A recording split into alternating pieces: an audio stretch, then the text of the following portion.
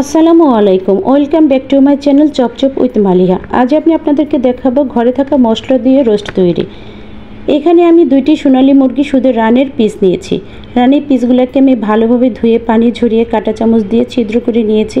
এবার আমি এগুলোকে কিছু মশলা দিয়ে ম্যারিনেট করে রাখবো। প্রথমে দিয়ে দিচ্ছি পরিমাণ মতো লবণ, দিয়ে দিচ্ছি 1 টেবিল চামচ আদা রসুন পেস্ট, দিয়ে দিচ্ছি সামান্য জর্দা রং, এবার দিয়ে দিচ্ছি 1 পিস লেবু, দিয়ে দিচ্ছি 1 টেবিল চামচ চিনি, এবার দিয়ে দিচ্ছি 2 ml লাল মরিচের গুঁড়ো। এবার ভালোভাবে মেখে ম্যারিনেট করে রাখবো 30 মিনিটের জন্য। অনেক সময় আদা রসুনের পেস্ট দিলে ভাজার সময় মশলা পুড়ে যায়, যাতে না পুড়ে সেজন্য আমি একটা টিপস দিচ্ছি। এটার মধ্যে 1/2 টেবিল চামচ কর্নফ্লাওয়ার দেব, এতে মশলা পড়বে না। মাখা হয়ে গেলে রেখে দেব 30 মিনিটের জন্য। এবার যে মশলাগুলো শিলপাটায় গুঁড়া করবো সেগুলো হচ্ছে কিছু শাহি জিরা, কিছু জয়ত্রী, একটি স্টার মশলা, একটি জয়ফল আর সামান্য পোস্তদানা।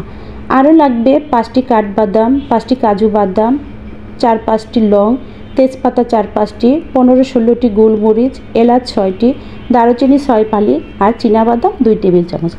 এবারে মশলাগুলোকে আমি পাটায় বেটে নিব।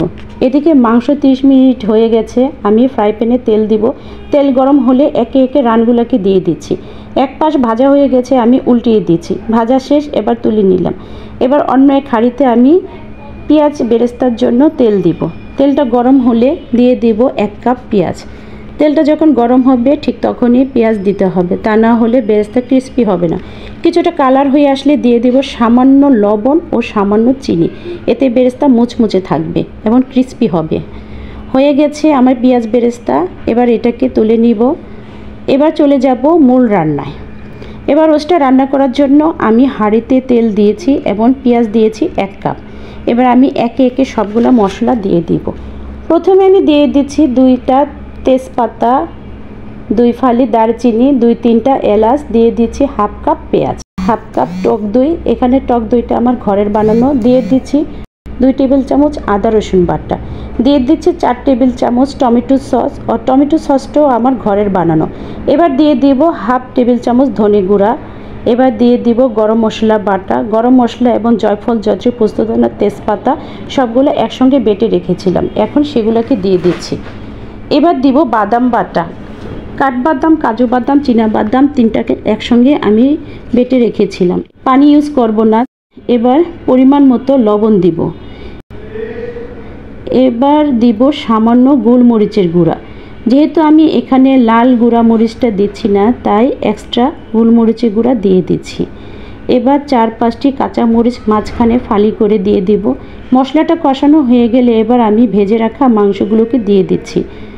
মাংসটা কষানো হয়ে গেছে। যেহেতু আমি এখানে কোনো পানি ইউজ করব না, তাই আমি এখন তরল দুধ দিয়ে দেব 1 কাপ। হয়ে গেছে রোস্ট তৈরি। আস্ত কাঁচামরিচ 4-5টি, দিয়ে দেব জিরার গুঁড়া। এবার কিছু আলু বুকরা আর কিছু কিশমিশ দিয়ে দিব। 2 টেবিল চামচ ঘি দিব। এবার দিয়ে দেব গুঁড়া দুধ। আমি এখানে 1/2 কাপ গুঁড়া দুধ নিয়েছি, একটু সামান্য পানি দিয়ে গুলিয়ে গুঁড়া দুধটাকে দিয়ে দিচ্ছি। এবার ঢেকে দিয়ে চুলার আঁচটা কমিয়ে দিব, কিছুক্ষণ অপেক্ষা করব। এবার দিয়ে দিব পেঁয়াজ বেরেস্তা। তৈরি হয়ে গেল আমার ঘরোয়া মশলা দিয়ে রোস্ট তৈরি। বন্ধুরা, যদি আমার ভিডিওটি ভালো লেগে থাকে সবসময় লাইক কমেন্টস করে পাশে থাকুন। প্রতিদিন কিছু আইটেম নিয়ে চলে আসব তাই আপনাদের মাঝে। ধন্যবাদ।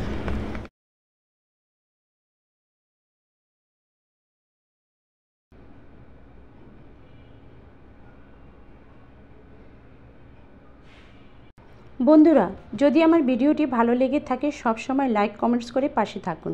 প্রতিদিন কিছু আইটেম নিয়ে চলে আসব আমি আপনাদের মাঝে। ধন্যবাদ।